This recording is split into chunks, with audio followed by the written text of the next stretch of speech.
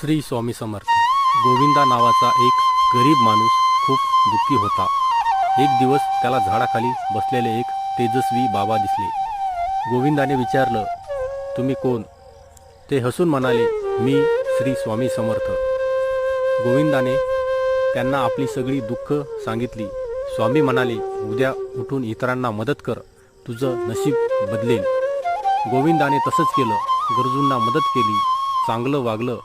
थोड्या दिवसात त्याला चांगलं काम मिळालं आणि हळूहळू त्याचं आयुष्य बदललं. परत एकदा तो झाडाखाली गेला, पण स्वामी नव्हते, पण फक्त एक पाटी होती. श्रद्धा आणि सबुरी हाच माझा आशीर्वाद. तात्पर्य असा मित्रांनो, विश्वास ठेवा आणि चांगलं काम करत राहा. यश हे एक दिवशी आपल्याला नक्की मिळतं. धन्यवाद. कथा आवडली असेल तर चॅनलला सबस्क्राईब करा, लाईक करा.